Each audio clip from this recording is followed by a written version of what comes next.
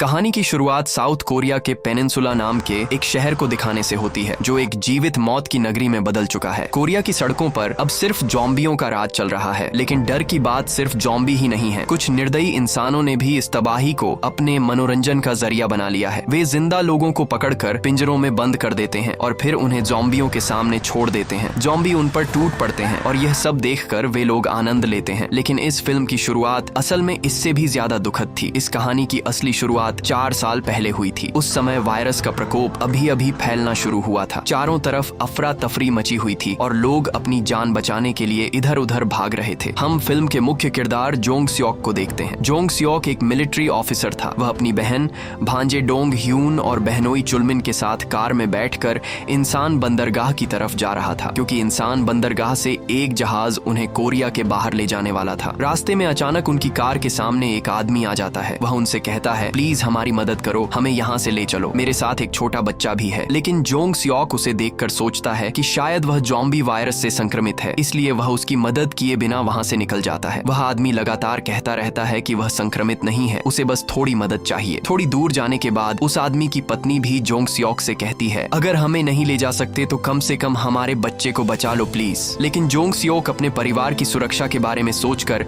उनकी मदद किए बिना वहाँ से चला जाता है और उन्हें न बचा पाने का अपराध बोध उसके अंदर हमेशा बना रहता है। इसके बाद जोंग स्योक और उसका परिवार इंसान बंदरगाह पहुंच जाते हैं और फिर वे लोग जहाज पर चढ़ जाते हैं। उस जहाज में और भी बहुत से लोग थे जो अपनी जान बचाने के लिए कोरिया छोड़कर जा रहे थे। आखिरकार सबको लग रहा था कि वे अब बच गए हैं, लेकिन किसी को यह नहीं पता था कि असली खतरा अभी बाकी है। जोंग स्योक अपने परिवार के साथ जहाज के केबिन में जाकर बैठ जाता है। तभी एक मिलिट्री ऑफिसर आकर बताता है कि वे सभी अब हांगकांग जा रहे हैं। यह सुनकर जोंग स्योक उस ऑफिसर के साथ उनके अधिकारी से बात करने चला जाता है, लेकिन जब वह वापस केबिन में लौटता है तो वहां का दृश्य देखकर पूरी तरह हैरान रह जाता है। हम देखते हैं कि केबिन के अंदर एक आदमी अचानक अजीब तरह का व्यवहार करने लगता है और उसे देखकर साफ समझ में आ जाता है कि वह जॉम्बी में बदल चुका है। जोंग स्योक का भांजा उसी जॉम्बी के पास था, इसलिए सबसे पहले वही उसका शिकार बनता है। हर तरफ अफरा तफरी मच जाती है और लोग डर कर इधर उधर भागने लगते हैं। फिर धीरे धीरे वह जॉम्बी केबिन में मौजूद सभी लोगों पर हमला कर देता है। यह खबर सुनते ही जोंग स्योक दौड़कर केबिन में पहुंचता है,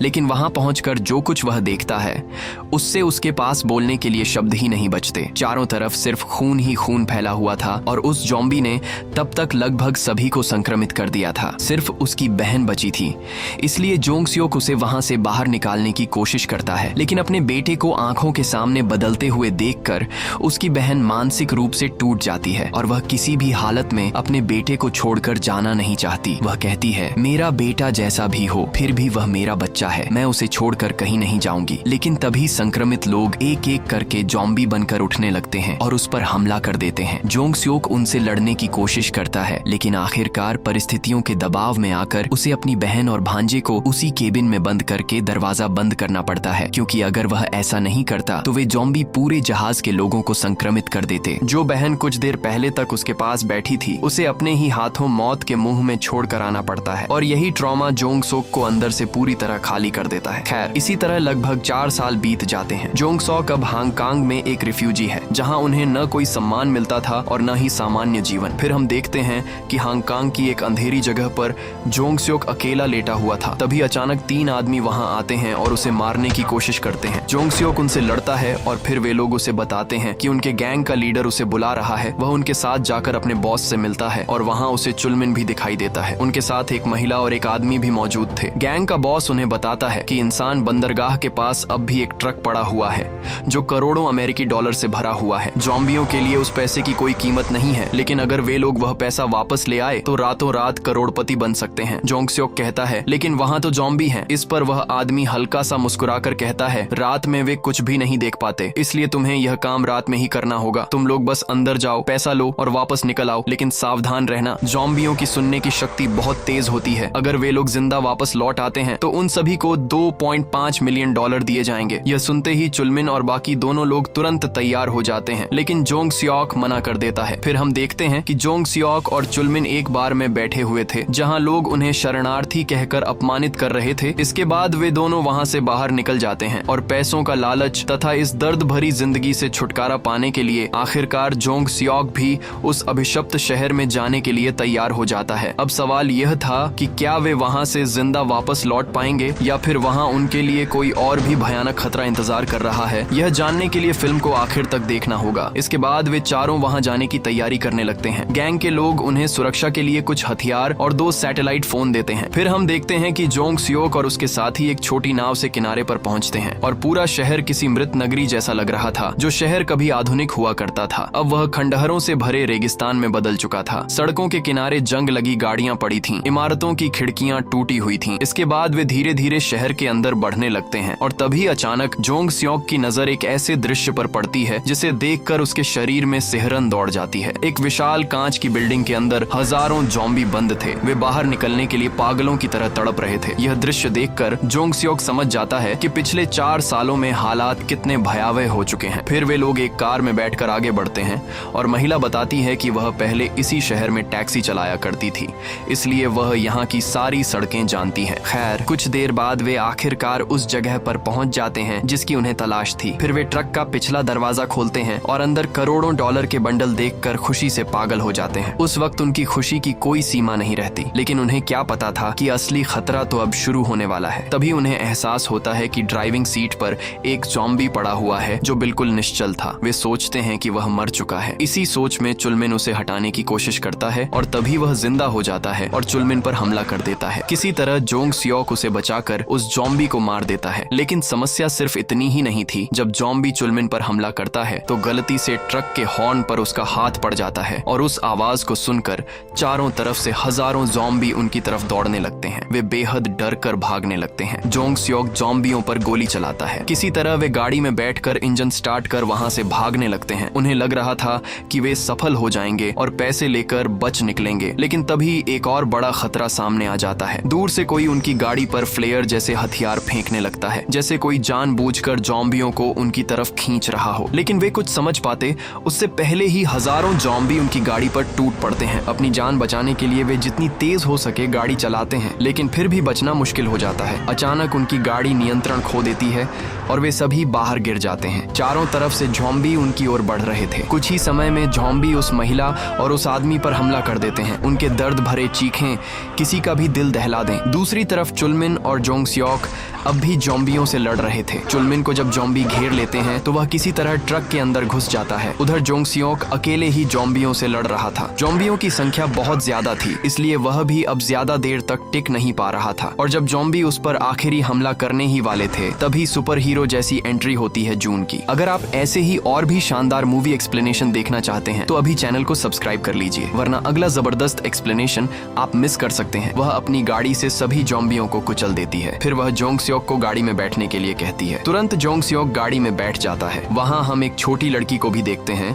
जिसका नाम यूजिन है। वह जून की छोटी बहन है। अब वे तीनों मिलकर ज़ॉम्बियों से भागने लगते हैं, लेकिन ज़ॉम्बी उनका पीछा नहीं छोड़ते। जून अपने बेहतरीन ड्राइविंग स्किल से एक के बाद एक ज़ॉम्बियों को कुचलते हुए गलियों और तंग रास्तों से गाड़ी चलाती रहती है। उसकी ड्राइविंग देखकर जोंग सियोक पूरी तरह हैरान रह जाता है। सच में उसकी ड्राइविंग किसी प्रोफेशनल रेसर से कम नहीं थी। इसी तरह भागते हुए वे एक सुरंग जैसी जगह के नीचे पहुंचते हैं और वहीं रुक जाते हैं क्योंकि सामने बहुत सारे ज़ॉम्बी थे। वे सोचते हैं कि अब कैसे बाहर निकला जाए। तभी यूजिन एक लाइट वाली खिलौना गाड़ी उन ज़ॉम्बियों की तरफ फेंक देती है। ज़ॉम्बी रोशनी और आवाज की तरफ आकर्षित होते हैं, इसलिए वे उस खिलौना गाड़ी के पीछे भागने लगते हैं। छोटी यूजिन बहुत समझदार थी। वह उस खिलौना गाड़ी को बहुत आसानी से ज़ॉम्बियों के बीच से निकाल ले जाती है। इसी तरह वे ज़ॉम्बी एक दूसरे से टकरा कर गिरने लगते हैं और एक के ऊपर एक गिर जाते हैं। इस तरह वह उन्हें दूसरी दिशा में भटका देती है और वे वहां से निकल जाते हैं। गाड़ी के अत्यधिक झटकों के कारण जोंग सियोक इधर उधर टकराकर बेहोश हो जाता है। दूसरी तरफ चुलमिन डर के मारे कांप रहा था। वह जिस ट्रक के अंदर थी उसके बाहर असंख्य ज़ॉम्बी मौजूद थे। वे ट्रक के दरवाजे पर लगातार हमला कर रहे थे, लेकिन तभी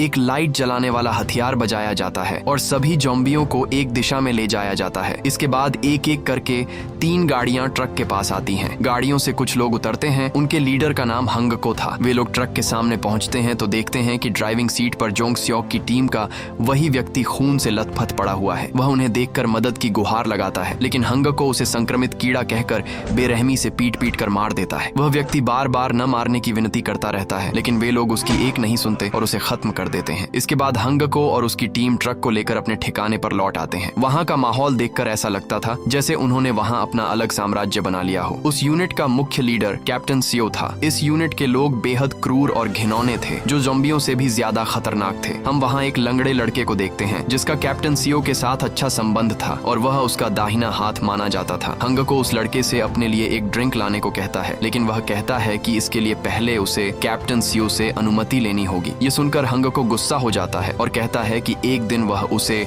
और उसके कैप्टन दोनों को मार देगा। वे लोग सोचते हैं कि ट्रक में शायद खाने का सामान है, इसलिए वे बहुत खुश हो जाते हैं। लेकिन अचानक उन्हें ट्रक के अंदर से आवाज सुनाई देती है और वे जल्दी से दरवाजा खोलते हैं। अंदर चुलमिन बैठा होता है। वह सोचता है कि शायद वह बच गया है, लेकिन उसे नहीं पता था कि वह एक और नर्क में पहुंच चुका है। उस यूनिट के लोग उसे पकड़कर अंदर ले जाते हैं। चुलमिन उन्हें बताता है कि वे सभी यहाँ से बाहर निकल सकते हैं, लेकिन कोई भी उसकी बात पर विश्वास नहीं करता। वे उसके कपड़े फाड़कर उसके शरीर पर एक नंबर लिख देते हैं जो 61 था। इसके बाद उसे एक कमरे में बंद कर दिया जाता है। वहाँ वह देखता है कि उसके जैसे कई और लोग भी मौजूद हैं। उसे कुछ भी समझ नहीं आता कि यह सब क्या हो रहा है। असल में इस यूनिट के लोग एक बहुत ही खतरनाक खेल खेलते हैं। वे कुछ लोगों को एक बंद जगह में छोड़ देते हैं और फिर वहाँ ज़ॉम्बियों को छोड़ देते हैं। इसके बाद वे लोग खड़े होकर यह सब देखते हैं और इस पर दांव लगाकर मजा लेते हैं। धीरे धीरे वे खुद भी इंसान नहीं रहे बल्कि जानवर बन चुके हैं। तभी अचानक घंटी बजती है और उस बंद कमरे का दरवाजा खुल जाता है और सभी बंदी नीचे एक बड़े स्टेडियम जैसे स्थान में उतरते हैं। चुलमिन कुछ भी समझ नहीं पाता और हैरानी से देखता रहता है। तभी अचानक